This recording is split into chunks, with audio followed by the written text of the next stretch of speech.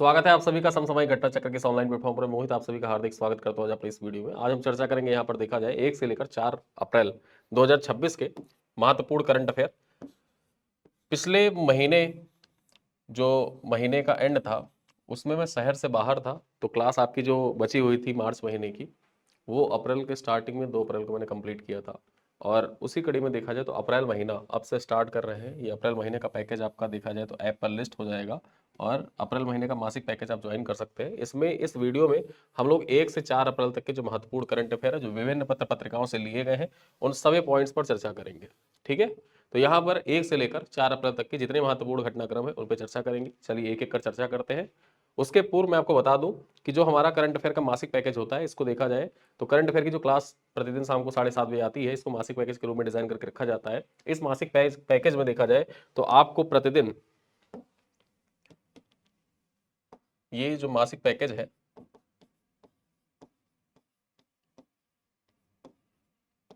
इस मासिक पैकेज में डेली आपको शाम को 7:30 बजे, ठीक है,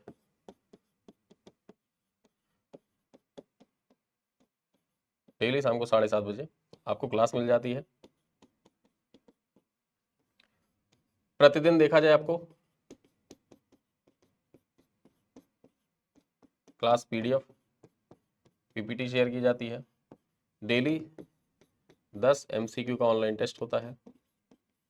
ठीक, साथ ही साथ यहाँ पर देखें तो आपको प्रतिदिन प्रिंटेबल पीडीएफ भी प्रोवाइड किया जाता है। और इसके साथ ही साथ मासिक तौर पर देखा जाए तो आपको जो माह का यहाँ पर देखें तो कंप्लीट पीडीएफ भी आपको प्रोवाइड किया जाता है। ठीक है, साथ ही साथ यूपी स्पेशल का मासिक वीडियो आपको प्रोवाइड किया जाता है। और ये यूपी स्पेशल का जो मासिक वीडियो है जो मार्च महीने का है वो देखा जाए कल संडे है, कल वो वीडियो शाम को 7:30 बजे आपको मिल जाएगा। ठीक है, जिसमें यूपी स्पेशल के महत्वपूर्ण बिंदु जो मार्च महीने में घटित हुए हैं जो आपके एग्जाम के दृष्टिकोण से इंपॉर्टेंट है, चाहे वो प्रीलिम्स की परीक्षा हो, ठीक है, यूपी पीसीएस का प्रीलिम्स हो या फिर जो यूपी स्पेशल का पेपर 5 और पेपर 6 है, उन दोनों के लिए इंपॉर्टेंट हो जाता है। ठीक है, तो इस पॉइंट पर भी हम लोग चर्चा करेंगे। तो ये मासिक पैकेज आप ज्वाइन कर सकते हैं, इतनी सारी सुविधाएं आपको मिलती हैं। अप्रैल का जो मासिक पैकेज है अप्रैल 2026 का, इस वीडियो के पिन कमेंट में या फिर आप हमारे वेबसाइट पर जाकर इसमें एनरोल कर सकते हैं। और महज देखा जाए सिर्फ 25 रुपये में आप इसको ज्वाइन कर सकते हैं। और जो हमारी किताबें होती है उनके ऊपर क्यूआर कोड लिखा होता है, जो क्यूआर कोड लगा होता है कैशबैक का, उसको आप यहाँ पर देखा जाए अप्लाई करते हैं तो ये मूल्य घट कर देखा जाए आपका कितना हो जाता है, 18 रुपये 75 पैसे हो जाते हैं। और इस 18 रुपये 75 पैसे में आप इस पूरी सुविधा का लाभ उठा सकते हैं, जिसमें आपको प्रतिदिन MCQ, daily video class, class PPT, PDF, printable PDF, महीने के एंड में कंपाइल पीडीएफ, यूपीएसएसएल की जो मासिक वीडियोस है वो सारी चीजें आपको मिलती रहेंगी। चलिए अब एक एक कर चर्चा करते हैं महत्वपूर्ण जो करंट अफेयर की खबरें हैं। सबसे पहली खबर देखते हैं क्या है। म्यांमार में मिन आंग हेलाइंग जो है ये राष्ट्रपति बन गए हैं। यहाँ पर देखा जाए जो वहाँ के सेना प्रमुख थे वो अब राष्ट्रपति बन गए हैं। ठीक है, चर्चा करते हैं। म्यांमार की संसद ने मिंग आंग हलाइंग को राष्ट्रपति चुना है, जिससे सैन्य शासन की पकड़ और मजबूत हुई है। यह नियुक्ति संवैधानिक प्रक्रिया के तहत हुई है। यहाँ पर खास बात यह है, ये जो नियुक्ति है ना, ये संवैधानिक प्रक्रिया के तहत हुई है, लेकिन वास्तविक सत्ता में कोई बड़ा बदलाव नहीं हुआ है। 2021 के सैन्य तख्ता पलट के बाद से ही देश में सेना का प्रभाव जो है वो बना हुआ है म्यांमार में, और यह नियुक्ति उसी निरंतरता को दर्शाता भी है। यानी कि एक प्रकार से देखा जाए जो सैन्य तख्ता पलट हुआ था उसके बाद जो सैन्य शासन स्थापित हुआ था, और वही जो सैन्य शासन स्थापित हुआ था उसी के जो शासनकर्ता उस टाइम पर थे वही अब बन गए हैं राष्ट्रपति। ठीक है, चलिए देखते हैं। उन्होंने सेना प्रमुख का पद छोड़कर यह जिम्मेदारी ली है। यानी कि देखा जाए जो मिन आंग थे, मिन आंग ये पहले सेना प्रमुख थे, अब सेना प्रमुख का पद इन्होंने छोड़ दिया, बन गए राष्ट्रपति। ठीक है, अब यहां पर जो सेना प्रमुख का पद खाली हुआ है वो किसको सौंपा गया है, वो सौंपा गया है ये विन ऊ को। ठीक है, ये नाम ऐसे ही म्यांमार में ऐसे ही नाम है, ये वे वुन मिंग आन हलाइंग आंग सांग सू की। ठीक है, ये ऐसे ही नाम होते हैं वहां पे। चलिए देखते हैं 2025-26 के चुनाव में निष्पक्षता के सवाल उठे भी हैं, क्योंकि नेशनल लीग फॉर डेमोक्रेसी को चुनाव से बाहर रखा गया। जो आंग सान सू की पार्टी है उनको चुनाव से बाहर रखा गया या उसने बहिष्कार किया। यहां पर देखा जाए पूर्व नेता जो आंग सान सूकी हैं, उनकी गिरफ्तारी ने लोकतांत्रिक वैधता पर भी गंभीर प्रश्न खड़े किए हैं। देश में सैन्य लोकतंत्र समर्थकों समूहों तथा जातीय संगठनों के बीच संघर्ष वर्तमान में देखा जाए म्यांमार में जारी है, और यह घटनाक्रम दर्शाता है कि संवैधानिक बदलाव के बावजूद वास्तविक शक्ति सेना के पास ही बनी हुई है। ठीक है, तो यहां पर आपको याद रखना है कि म्यांमार में देखा जाए तो जो सैन्य तख्ता पलट हुआ था 2021 में, उसके बाद जो सैन्य शासन था उसको देखा जाए तो एक तरीके से संवैधानिक मान्यता देने का प्रयास किया गया है। ठीक है, सैन्य शासन को संवैधानिक मान्यता देने का प्रयास किया गया है। और जो खास बात यह है कि जो यहाँ की सैन्य व्यवस्था है, ठीक है, उसको रसिया जो है, रूस, चीन, ये सब बैक कर रहे हैं, सपोर्ट मिल रहा है कि ठीक है। यूएसए जो है इसके इतर खड़ा हुआ है, यूएसए लोकतंत्र की वापसी चाहता है। ठीक, चलिए आगे देखते हैं। यहां पर बात करते हैं अचरल नेयाम ओसोर। अचरल नेयाम ओसोर, ये नाम याद रखिएगा, ये मंगोलिया के नए प्रधानमंत्री बने हैं। और मैं आपको एक चीज बता दूं, आप यूपीपीसीएस का पीवाईक्यू उठाकर देखिए, नियुक्ति से संबंधित सवाल पूछे जाते हैं। ठीक है, जो नियुक्ति होती है इससे संबंधित सवाल पूछे जाते हैं, और दो प्रकार के सवाल आते हैं। पहला तो होता है राष्ट्रीय नियुक्तियां, और अंतरराष्ट्रीय नियुक्तियां। अब यहां पर खास बात यह है कि राष्ट्रीय नियुक्तियों में जो विभिन्न पद हैं, सरकारी पद, उनसे पूछ ले जाते हैं। अंतरराष्ट्रीय नियुक्तियों में एक बात का मुख्य फोकस होता है कि जो राष्ट्राध्यक्ष होते हैं, ठीक है, राष्ट्र के प्रमुख, ठीक, उन पर ज्यादा फोकस करता है यूपीपीसीएस। ये यूपीपीसीएस की आदत है कि राष्ट्र प्रमुख जो होते हैं उन पर ज्यादा फोकस करता है। चाहे वो इमरान खान के बारे में पूछा हो, मोहम्मद मुइज़ू के बारे में पूछा हो, या अन्य देखा जाए जो पहली महिला प्रधानमंत्री, पहली महिला राष्ट्रपति किसी देश की बनी है तो वहां से सवाल पूछा है, लूला डी सिल्वा के बारे में पूछा हुआ है सवाल। ठीक है, तो ऐसे सवाल देखा जाए जो राष्ट्र प्रमुख होते हैं उनसे एक सवाल हर बार आपकी परीक्षा में पूछ लिया जाता है। हालांकि ये ट्रेंड जो है ये 2025 और 24 की परीक्षा में देखने को आपको नहीं मिला है, लेकिन उसके पूर्व जितनी भी परीक्षाएं हुई हैं जहां पर नियुक्ति से संबंधित प्रश्न आए हैं, हर बार एक सवाल ऐसा रहा है कि 150 में से एक सवाल फिक्स रहता था कि अंतरराष्ट्रीय नियुक्तियों से पूछेगा, और अंतरराष्ट्रीय नियुक्तियों में भी राष्ट्राध्यक्ष से सवाल पूछ लेगा। तो लड़के क्या करते थे, रट के जाते थे। जब हमारी मासिक मैगजीन जब दृष्टि आती थी तो उसमें एक टॉपिक रहता था नियुक्तियों का, उस नियुक्तियों में जो अंतरराष्ट्रीय नियुक्तियां होती थी और शासनाध्यक्ष जो होते थे उनके नाम रट के जाते थे, एक नंबर का सवाल सही करके आते थे। और ये ट्रेंड जो है आज भी एप्लीकेबल है। ठीक है, तो यहाँ पर ये नाम याद रखिएगा, अचरल नेयाम ओसोर कहाँ के प्रधानमंत्री बने हैं, मंगोलिया के नए प्रधानमंत्री बने हैं। ठीक है, यहाँ पर देखा जाए मंगोलिया के नए प्रधानमंत्री बने हैं। उन्हें 107 में से 88 सांसदों ने समर्थन दिया है। साथ ही साथ देखा जाए सरकार में स्थिरता का संकेत भी देता है। पिछले 9 महीने में देखा जाए तीसरा नेतृत्व परिवर्तन हुआ है मंगोलिया में। ठीक है, जो देश की राजनीतिक अस्थिरता को भी दर्शाता है। यहां पर बात करें किसका स्थान लिया है, तो जनदन शतार गेम्बो जाओ, ठीक है, जनदन शतार गेम्बो जाओ का इन्होंने स्थान लिया है, जिन्होंने राजनीतिक संकट के बीच में अपने पद से इस्तीफा दे दिया था, प्रधानमंत्री पद से इस्तीफा दिया था। तो अब नए प्रधानमंत्री का नाम आपको याद रखना है, अचरल नेयाम ओसोर। कहाँ के प्रधानमंत्री, म्यांमार के। चलिए आगे देखते हैं। तमिलनाडु में जन्मी रेनी संपत बनी वाशिंगटन डीसी मेयर चुनाव की पहली दक्षिण एशियाई उम्मीदवार। यहां पर देखा जाए जो वाशिंगटन डीसी में मेयर का चुनाव हो रहा है वहां पर पहली दक्षिण एशियाई उम्मीदवार कौन बन गए हैं, इनका नाम याद रखिएगा, रेनी संपत इनका नाम है। उसी प्रकार से जो न्यूयॉर्क सिटी, जैसे यहां पर वाशिंगटन डीसी की बात कर रहा है, अब वाशिंगटन डीसी यहां पर सवाल पूछेगा, एक पॉइंट यहां पर देखा जाए कंफ्यूज करने के लिए आपको दे देगा जोहरान ममदानी का नाम। ठीक है, जोहरान ममदानी का नाम। ठीक है, अब ये नाम दे देगा तो आप कंफ्यूज हो जाएंगे। कंफ्यूज कैसे हो जाएंगे, सबसे पहले यही पूछ लेगा कि चुनाव में दक्षिण एशियाई उम्मीदवार, एक ऑप्शन रहेगा जोहरान ममदानी, एक रहेंगी रिनी संपत। अब यहां पर शहर चेंज हुआ तो ऑप्शन भी चेंज हो गया। ठीक है, शहर चेंज हो गया। जो जोहरान ममदानी वो कहां के मेयर हैं, वो न्यूयॉर्क सिटी के मेयर हैं। ठीक, जो न्यूयॉर्क सिटी है, न्यूयॉर्क सिटी के मेयर है जोहरान ममदानी। तो ये पॉइंट आपको याद रखना है। चलिए, अब तमिलनाडु में इनका जन्म हुआ था, चलिए चर्चा करते हैं। रेनी संपत का जन्म तमिलनाडु थेनी में हुआ था और वे 7 वर्ष की आयु में अमेरिका चली गई थी। देखा जाए तो वो वाशिंगटन डीसी मेयर चुनाव में भाग लेने वाली पहली दक्षिण एशियाई उम्मीदवार बनी है, जो एक ऐतिहासिक उपलब्धि भी मानी जा रही है। उनकी उम्मीदवारी को वैध बनाने के लिए 4500 प्लस हस्ताक्षर जुटाए गए। 31 वर्षीय संपत पिछले लगभग 1 दशक से वाशिंगटन डीसी में रह रही हैं और एक सरकारी ठेकेदार के रूप में कार्यरत है। यहाँ पर बात करें तो उनका अभियान बुनियादी नागरिक सेवाओं को शासन सुधारों पर केंद्रित रहा। साथ ही साथ उन्होंने कहा है कि उनकी उम्मीदवारी अन्य लोगों की राजनीति में भाग लेने तथा समाज की सेवा के लिए कार्य करने हेतु प्रेरित की गई है। ठीक है, यहाँ पर तो आपको नाम याद रखना है रेंज संपत का। चलिए आगे देखते हैं, खेलो इंडिया ट्राइबल्स गेम्स, इसका समापन हो गया है। चर्चा करें इसका आयोजन कहाँ पर किया गया था, तो रायपुर छत्तीसगढ़ में इसका आयोजन किया गया था। सबसे पहले याद रखना है जो खेलो इंडिया ट्राइबल्स गेम हुए थे वो किस राज्य में हुए थे, छत्तीसगढ़ में हुए थे। और यहाँ पर बात करें जो प्रतियोगिता थी, इसमें कर्नाटक ने शानदार प्रदर्शन करते हुए 23 स्वर्ण पदक, 8 रजत और 7 कांस्य पदक जीतकर अंक तालिका में पहला स्थान हासिल किया है। तो 2 पॉइंट आपको याद रखना है जो आपके एग्जाम के लिए इंपॉर्टेंट है। खेलो इंडिया जो ट्राइबल गेम्स है 2026, इसका आयोजन कहां पर किया गया था, छत्तीसगढ़ में किया गया था।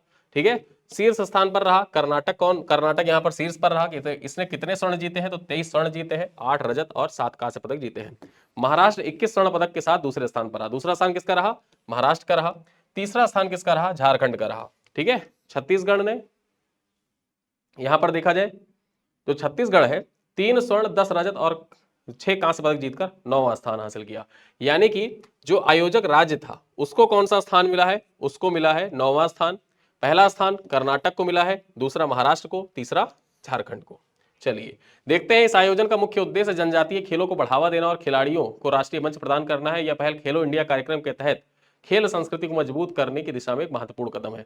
एक पॉइंट आप यहां पर और भी याद रख सकते हैं, जो खेलो इंडिया ट्राइबल गेम्स है इसका शुभंकर क्या था, शुभंकर, इसका शुभंकर था मोरवीर।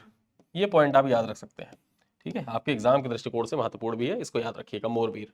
चलिए आगे देखते हैं, आईएनएस तारागिरी को भारतीय नौसेना में शामिल किया गया। 3 अप्रैल 2026 को विशाखापट्टनम आंध्र प्रदेश में नौसेना डकयार्ड में आईएनएस तारागिरी जो है इसको भारतीय सेना में शामिल किया गया है।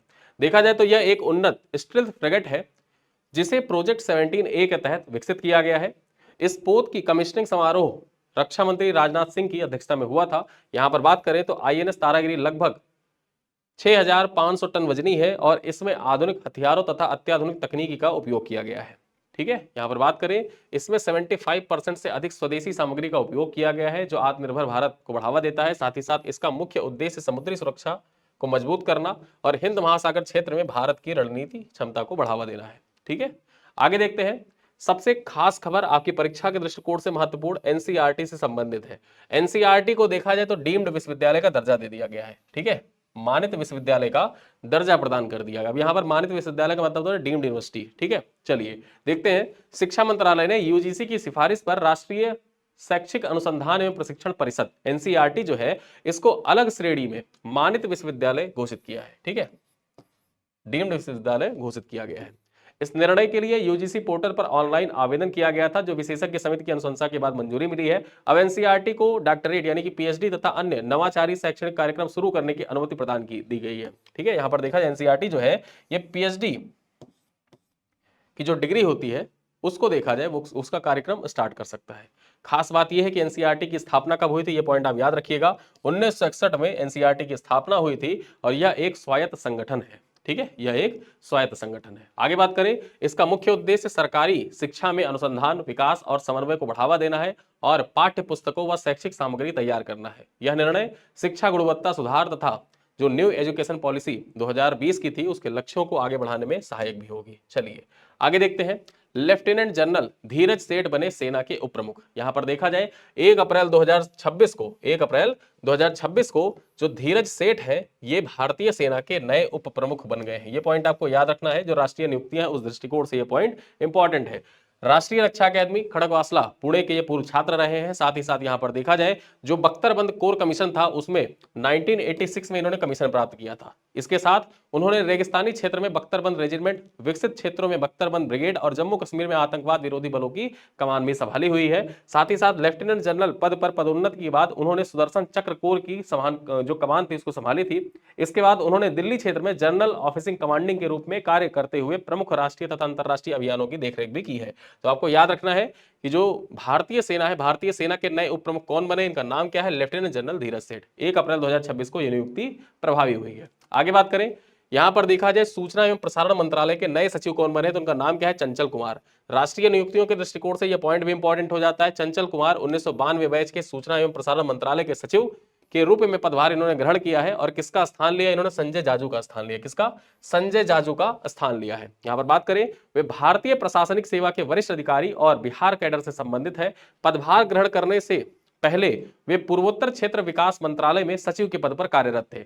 प्रशासनिक अनुभव व नीतिगत समझ के आधार पर उनसे मंत्रालय के कार्यों में प्रभावी सुधार की अपेक्षा भी की जा रही है। ठीक है, तो आपको याद रखना है सूचना एवं प्रसारण मंत्रालय, जो सूचना एवं प्रसारण मंत्रालय है, इसके नए सचिव कौन बने हैं? इनके नए सचिव बने हैं चंचल कुमार। किसका स्थान लिया है? संजय जाजू का स्थान लिया है। चलिए आगे देखते हैं खुबानी उत्सव के बारे में। अब ये जो खुबानी उत्सव होता है ये कहां पर होता है? यही आपको याद रखना है, ये लद्दाख में होता है। ठीक है, खुबानी लद्दाख में होता है।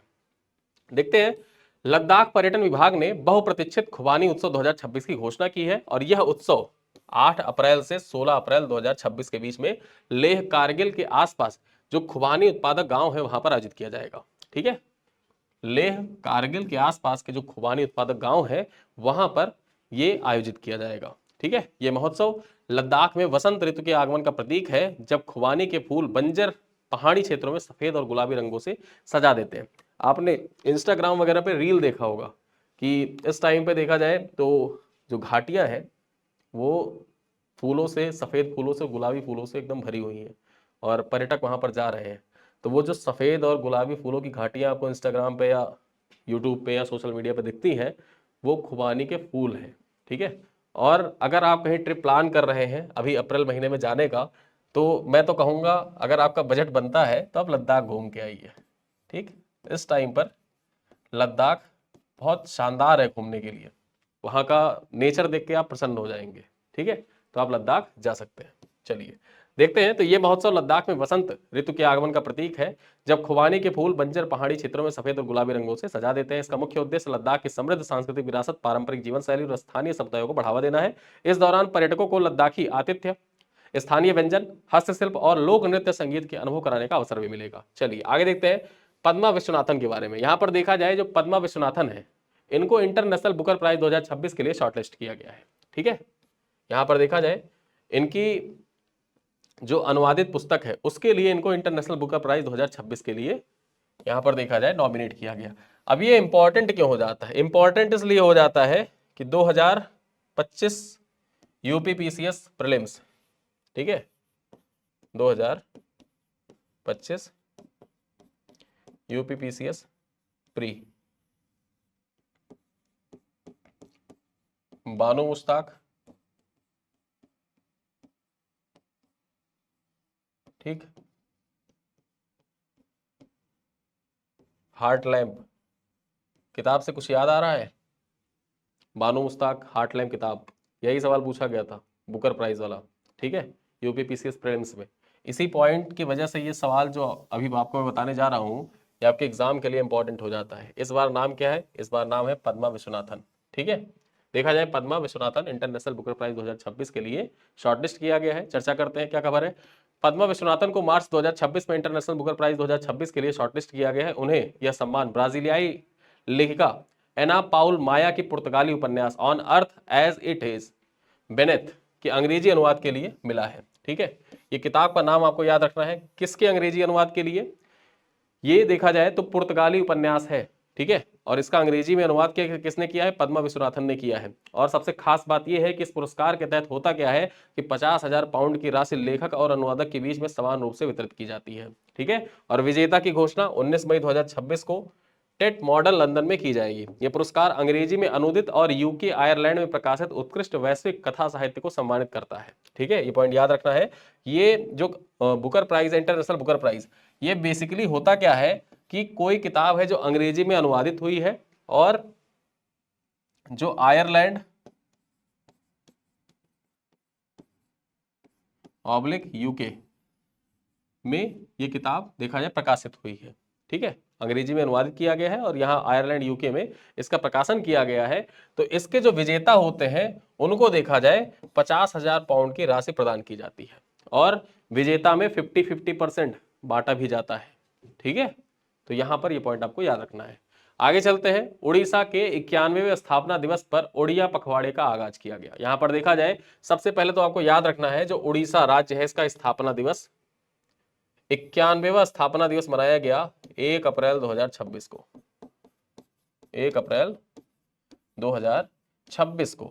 और इसको आप उत्कल दिवस के रूप में भी जानते हैं। किस रूप में?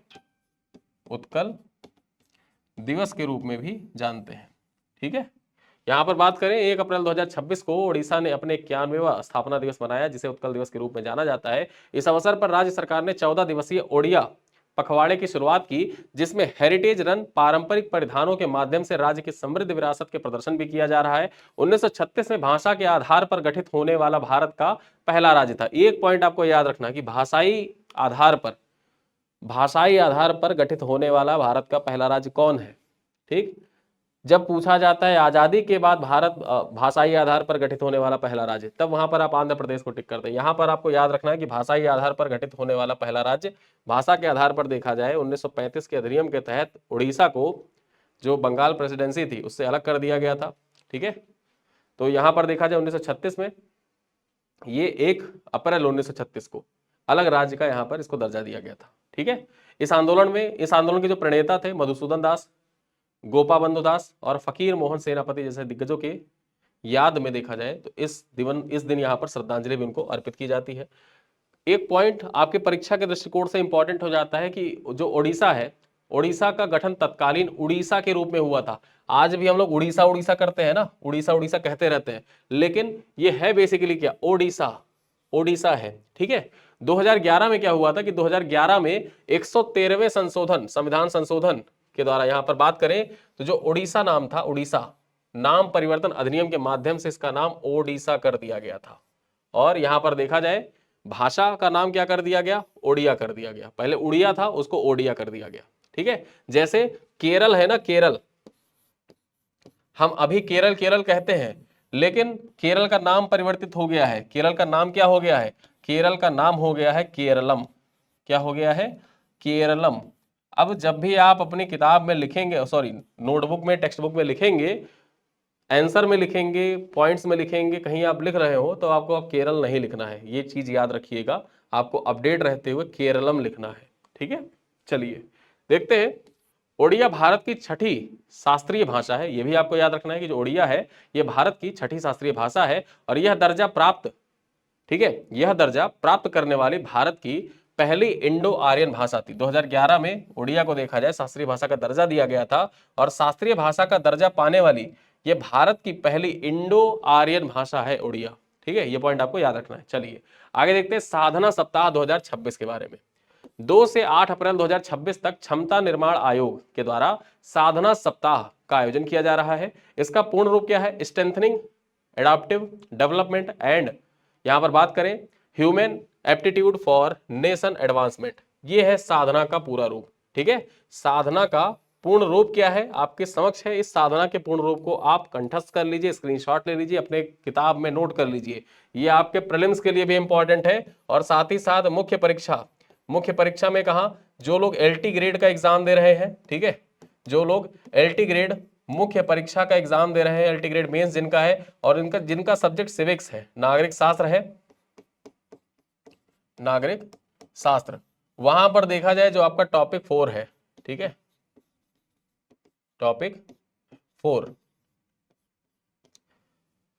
जहां पर देखा जाए जो नागरिक शास्त्र का टॉपिक 4 है और लोक प्रशासकों के बारे में जहां पर जिक्र किया गया है, लोक प्रशासकों से संबंधित, तो वहां पर जो लोक प्रशासक से संबंधित चाहे आपके एलटी ग्रेड में पूछा जाए या फिर आपके जीएस पेपर 4 में, ठीक है, जीएस पेपर 4 एथिक्स का जो टॉपिक है, वहां पर देखा जाए जो लोक प्रशासकों से संबंधित सवाल आते हैं उनमें आप इसका प्रयोग कर सकते हैं। और ऐसे ही कीवर्ड होते हैं जिन कीवर्ड्स का आप अपने परीक्षाओं में प्रयोग करते हैं तो पढ़ने वाले को भी अच्छा लगता है, वरना तो आंसर आपका जनरल आंसर की तरह ही रहता है। अलग आंसर कैसे बनाते हैं? यही सारे कीवर्ड होते हैं, इनको नोट करके कहीं रखते हैं, लास्ट टाइम रिवाइज करते हैं और रिवाइज करने के साथ एग्जाम में जाके जगह जगह पे उसको चिपका देते हैं। ठीक है, तो ऐसी चीजों का आप लोग को जब भी मौका मिले, जब भी चीजें आपको दिखें तो उनका स्क्रीनशॉट लीजिए, नोट करिए, अपनी कॉपी एक बनाते रहिए, रफ कॉपी या जहां भी आप बनाते हैं डायरी बनाते रहा करिए, ताकि वो आपको लास्ट में जाके बहुत हेल्प करेगा। यहाँ पर बात करें, यह पहल मिशन कर्मयोगी के 5 वर्ष पूर्ण होने के अवसर पर शुरू की गई है, जिसमें 100 से अधिक मंत्रालय तथा 150 प्रशिक्षण संस्थान पार्टिसिपेट कर रहे हैं। यहाँ पर बात करें प्रौद्योगिकी परंपरा ठोस परिणाम के सूत्रों पर आधारित, इस सप्ताह में AI संचालित अमृत ज्ञान कोष, कर्मयोगी क्षमता कनेक्ट जैसी डिजिटल प्लेटफॉर्म लॉन्च किए गए हैं। यहाँ पर बात करें मिशन कर्मयोगी कब लॉन्च किया गया था, सितंबर 2020 में इसको लॉन्च किया गया था। ये राष्ट्रीय सिविल सेवा क्षमता निर्माण कार्यक्रम है जिसका उद्देश्य भारतीय लोक सेवकों को वैश्विक स्तर पर प्रतिस्पर्धी बनाना है। ठीक है, यानी कि राष्ट्रीय सिविल सेवा क्षमता निर्माण कार्यक्रम है मिशन कर्मयोगी। कब लॉन्च किया गया था, सितंबर 2020 में लॉन्च किया गया था। और मिशन कर्मयोगी के अंतर्गत ही देखा जाए साधना सप्ताह को लॉन्च किया कि साधना का पूर्ण रूप आपको याद रखना है। ठीक है, चलो आगे देखते हैं। साणंद गुजरात में केन्स सेमीकॉन ओसेट प्लांट का उद्घाटन किया गया। यहाँ पर बात कर लेते हैं। 31 मार्च 2026 को प्रधानमंत्री नरेंद्र मोदी ने गुजरात के साणंद में Kaynes Semicon outsourced semiconductor assembly and test सुविधा का उद्घाटन किया है। ठीक है, यहाँ पर ओसेट का मतलब क्या है, ओसेट का मतलब है outsourced semiconductor assembly and test. यहाँ पर बात करें 3,300 करोड़ रुपए के निवेश के साथ निर्मित यह प्लांट प्रतिदिन 6.3 मिलियन चिप्स का उत्पादन करने की क्षमता रखता है। इस सुविधा ने इंटेलिजेंट पावर मॉड्यूल के निर्माण के साथ व्यावसायिक उत्पादन शुरू कर दिया है जिनका उपयोग इलेक्ट्रॉनिक वाहनों और औद्योगिक प्रणालियों में किया जाएगा। बात करते हैं यहाँ पर, यह परियोजना भारत सेमीकंडक्टर मिशन के तहत वैश्विक चिप हब बनने की दिशा में एक महत्वपूर्ण कदम मानी जा रही है। चलिए आगे देखते हैं मालवन के बारे में। मालवन युद्धपोत भारतीय नौसेना को सौंपा गया। बात करते हैं मालवन युद्धपोत भारतीय नौसेना को 31 मार्च 2026 को सौंपा गया है। यह जहाज कोचीन शिपयार्ड लिमिटेड के द्वारा तैयार किया गया है। ठीक है, कुल 8 जहाजों में से दूसरा है। यहां पर बात कर लेते हैं, जो मालवन युद्धपोत है ये जो CSL है, कोचीन शिपयार्ड लिमिटेड, कोचीन के द्वारा जो कुल 8 जहाज बनाए जा रहे हैं उस कड़ी में देखा जाए ये दूसरा है। इस जहाज का नाम महाराष्ट्र के ऐतिहासिक तटीय शहर मालवन के नाम पर रखा गया है जो छत्रपति शिवाजी महाराज का समुद्री विरासत से जुड़ा हुआ है। बात करते हैं, मालवन नाम पुराने INS मालवन की याद दिलाता है जो एक भारतीय नौसैनिक माइन स्वीपर था और 2003 तक सेवा में रहा था। 2003 में सेवा मुक्त हो गया था मालवन। ठीक है, यहां पर बात करें यह जहाज पनडुब्बी रोधी युद्ध यानी कि एंटी सबमरीन वारफेयर अर्थात दुश्मन की पनडुब्बी का पता लगाने और उन्हें नष्ट करने के लिए सक्षम है। जहाज की लंबाई देखा जाए कितना है, तो जहाज की लंबाई 80 मीटर है और इसका वजन देखा जाए तो 1100 मीटर यानी 1100 मीटर है, सॉरी 1100 टन है। बात करते हैं, इसमें टारपीडो, पनडुब्बी रोधी रॉकेट, आधुनिक रडार, सोनार सिस्टम लगे हुए हैं। यहाँ पर बात करें जहाज में 80% से अधिक स्वदेशी सामग्री का उपयोग किया गया है जो आत्मनिर्भर भारत की दिशा में एक महत्वपूर्ण कदम माना जा रहा है। साथ ही साथ चर्चा करते हैं, इस जहाज में लगे उपकरण और प्रणालियां भारतीय MSME सेक्टर देश की रक्षा उद्योग के द्वारा तैयार भी किया गया है। ठीक है, यानी कि MSME सेक्टर के द्वारा तैयार किया गया जिसमें उपकरण लगे हुए हैं जो भारतीय MSME के द्वारा तैयार किया गया है। आगे देखते हैं, संशोधक पोत का हस्तांतरण किया गया है। यहां पर बात करते हैं 30 मार्च 2026 को GRSE garden reach ship builders, ठीक, कोलकाता ने सर्वे वेसल लॉर्ज यानी कि SVL लॉर्ज श्रृंखला के चौथे और अंतिम जहाज संशोधक भारतीय नौसेना को सौंप दिया है। 110 मीटर लंबा और 3,400 टन वजनी यह पोत तटीय और गहरे पानी में हाइड्रोग्राफिक सर्वेक्षण के लिए डिजाइन किया गया है। इसमें देखा जाए ऑटोनॉमस अंडर वाटर व्हीकल तथा डिजिटल साइड स्कैन सोनार जैसी अत्याधुनिक तकनीकें सम्मिलित है।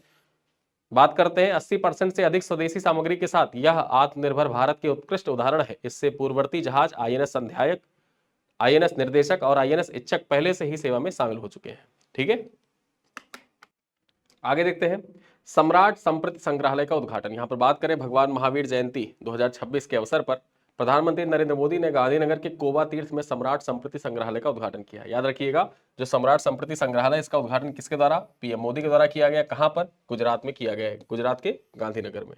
बात करें तो महावीर जैन आराधना केंद्र परिसर में स्थित यह संग्रहालय सम्राट अशोक के पौत्र सम्राट संस्कृति को समर्पित है जिन्होंने जैन धर्म के प्रसार में ऐतिहासिक भूमिका निभाई थी। 7 गैलरी में विभाजित इस संग्रहालय में देखा जाए तो 2000 से अधिक दुर्लभ कलाकृतियां, प्राचीन सिक्के और चांदी के रथ प्रदर्शित किए गए हैं। मौर्य वंश के इस शासक को जैन ग्रंथों में क्या कहा गया है, जैन अशोक कहा गया। ये पॉइंट आपको याद रखना है कि जैन ग्रंथों में किस मौर्य शासक को जैन अशोक कहा जाता है, जैन अशोक कहा जाता है। अब वहां पर ऑप्शन दे देगा, संप्रति, कुणाल, अशोक या फिर बिंबिसार। तो आपको टिक करना होगा, किसको कहा जाता है, संप्रति को कहा जाता है। देखते हैं, उन्होंने हजारों जैन मंदिरों का निर्माण करवाया और अहिंसा के सिद्धांत को अपने शासन का आधार बनाया था। ठीक है, आधुनिक डिजिटल उपकरणों से सुसज्जित यह संग्रहालय या फिर यह केंद्र सदियों पुरानी जैन सभ्यता यंत्रपट्टों और दुर्लभ पांडुलिपियों के माध्यम से शोधकर्ताओं तथा आगंतुकों को भारत की समृद्ध सांस्कृतिक यात्रा का अनुभव भी कराता है। ठीक है, तो आपको याद रखना है इस पॉइंट के बारे में। सम्राट संस्कृति संग्रहालय कहां पर? गांधीनगर, गुजरात में। ठीक, और किसको समर्पित है? संस्कृति को समर्पित है।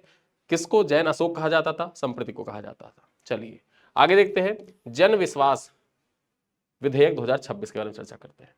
यहां पर बात करते हैं जन विश्वास प्रावधानों में संशोधन विधेयक 2026 को लोकसभा और राज्यसभा दोनों से पास कर दिया गया है। यह विधेयक देश में व्यापार करने की सुगमता यानी कि ईज ऑफ डूइंग बिजनेस तथा जीवन जीने की सुगमता यानी कि ईज ऑफ लिविंग को बढ़ावा देने के लिए लाया गया है। यहां पर बात करें, इस विधेयक में 79 केंद्रीय कानूनों और उनकी 784 धाराओं में बदलाव किया गया है, जिन्हें 23 मंत्रालय देखते थे। बात करें, इनमें से 717 धाराओं को अपराध की श्रेणी से हटाया गया है। बाकी जो 67 धाराएं हैं उनमें बदलाव आम नागरिकों के जीवन को आसान बनाने के लिए भी किया गया है। बात करते हैं, कुल मिलाकर यह विधेयक 1000 से अधिक अपराधों के तर्कसंगत बनाने का प्रयास करता है। इसमें छोटे मोटे अपराधों को हटाया गया है, जिससे नियमों का माहौल है उसको बेहतर होगा। साथ ही साथ व्यापारियों व आम नागरिकों दोनों के लिए एक अनुकूल वातावरण भी तैयार होगा। यह विधेयक सरकार की विश्वास आधारित शासन की नीति के अंतर्गत लाया गया है और सरकार की जो विश्वास आधारित शासन नीति है उसको प्रदर्शित भी करता है। अब ये जो विश्वास आधारित शासन नीति है ये आपके जीएस पेपर 2 के लिए इंपॉर्टेंट हो जाता है। ठीक है, जीएस पेपर 2 के लिए इंपॉर्टेंट हो जाता है, गवर्नेंस के सेक्टर से भी इंपॉर्टेंट हो जाता है, और साथ ही साथ जन विश्वास विधेयक 2026 ये आपके परीक्षा में डायरेक्टली पूछ सकता है। ठीक है, जन विश्वास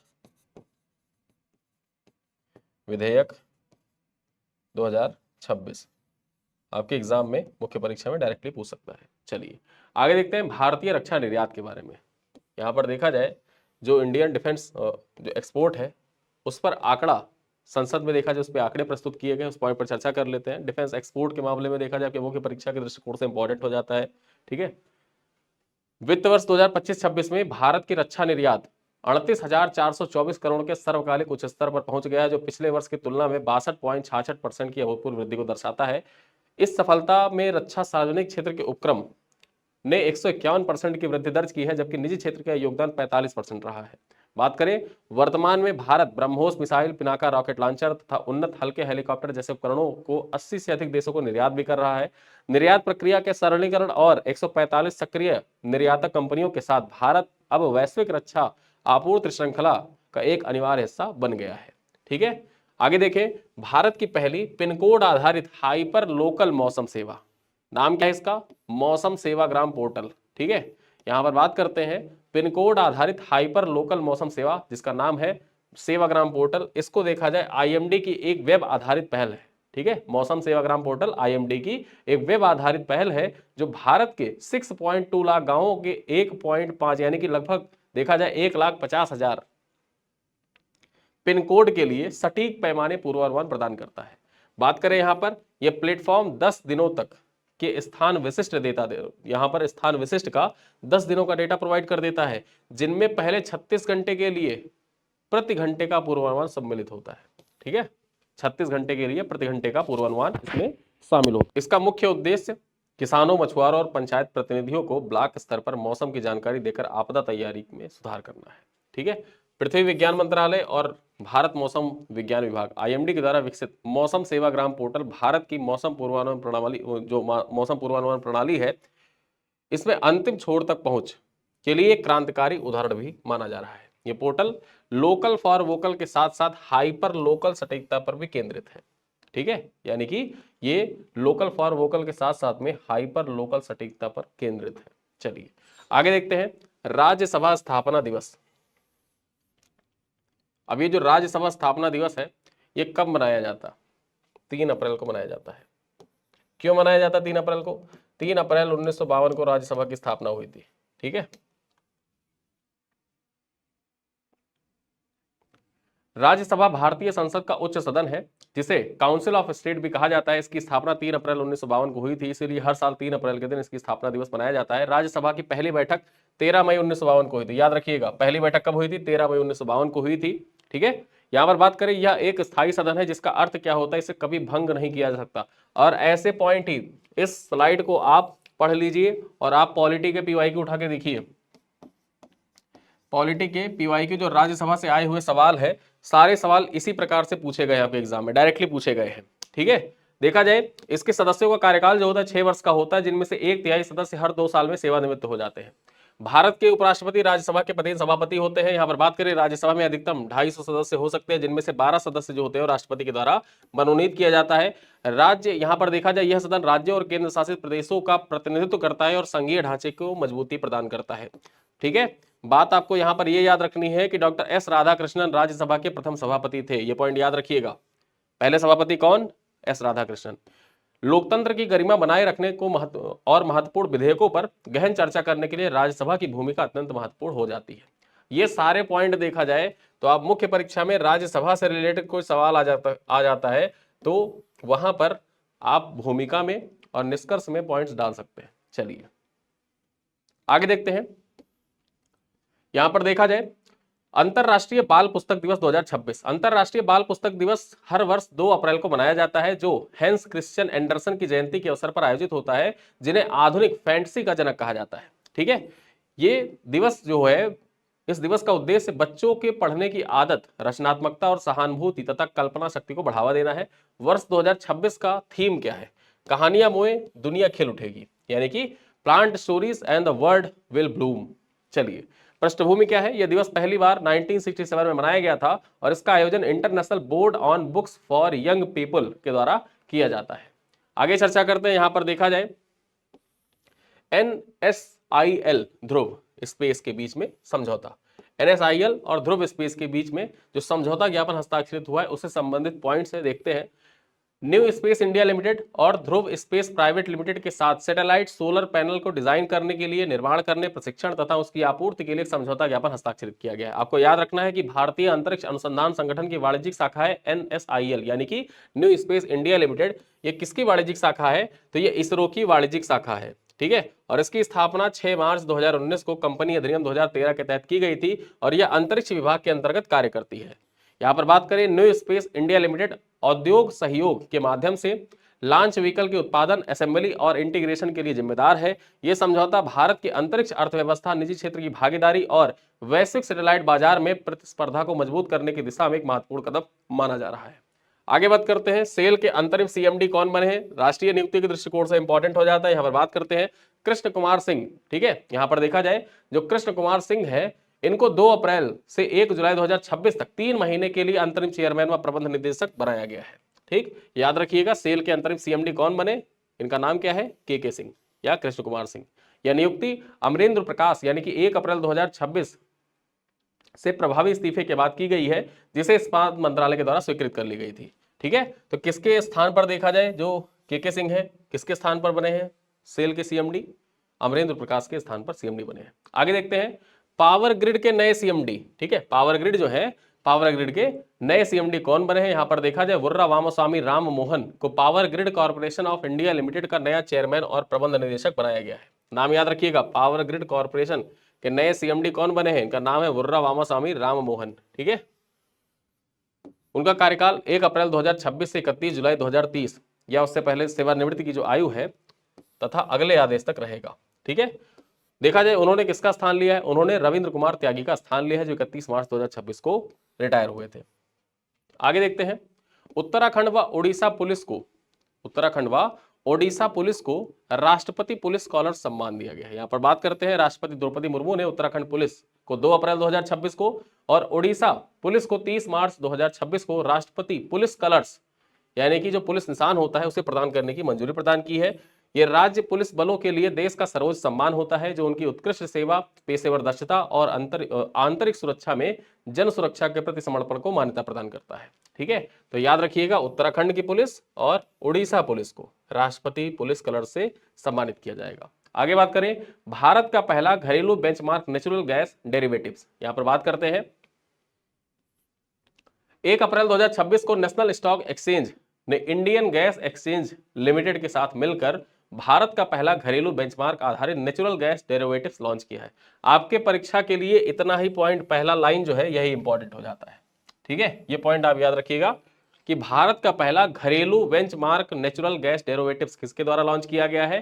तो national stock exchange national stock exchange ने 1 अप्रैल 2026 को इंडियन गैस एक्सचेंज लिमिटेड के साथ मिलकर भारत का पहला घरेलू बेंचमार्क आधारित नेचुरल गैस डेरिवेटिव्स लॉन्च किया है।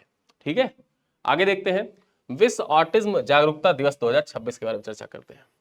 अब ये जो विश्व ऑटिज्म जागरूकता दिवस 2026 है, इसके बारे में चर्चा करें तो ये कब मनाया जाता है, इसको आपको याद रखना है। विश्व ऑटिज्म जागरूकता दिवस प्रत्येक वर्ष 2 अप्रैल को मनाया जाता है, जिसका उद्देश्य ऑटिज्म स्पेक्ट्रम डिसऑर्डर के प्रति जागरूकता को बढ़ाना है और ऑटिज्म से प्रभावित व्यक्तियों के अधिकारों तथा समावेशन को बढ़ावा देना है। वर्ष 2026 का थीम क्या है, ये आपको याद रखना है, autism and humanity, every life has value. ठीक है, ये इसका थीम है, autism and humanity, every life has value, ये इसका थीम है, ये थीम आपको याद रखना है। पृष्ठभूमि क्या है, यहां पर बात करें तो संयुक्त राष्ट्र महासभा के द्वारा 18 दिसंबर 2007 को 2 अप्रैल का दिन जो होता है, इसको ऑटिज्म दिवस के रूप में एक प्रस्ताव के द्वारा घोषित किया गया था। ठीक है, और इसका पहला आयोजन 2 अप्रैल 2008 को किया गया था। वर्ष 2026 में इस कार्यक्रम का नेतृत्व इंस्टीट्यूट ऑफ न्यूरोडाइवर्सिटी द्वारा संयुक्त राष्ट्र वैश्विक संचार विभाग के सहयोग से किया जा रहा है। ऑटिज्म जागरूकता का प्रतीक पजल रिबन होता है। ठीक है, यहाँ पर जो ऑटिज्म जागरूकता है, इसका प्रतीक क्या होता है, पजल रिबन। यहाँ पर बात करें, जिसे 1999 में अपनाया गया था और इसके लाल, पीले तथा नीले रंग ऑटिज्म की जटिलता तथा विविधता को दर्शाते भी हैं। ठीक, तो ये थे आज के हमारे 1 से लेके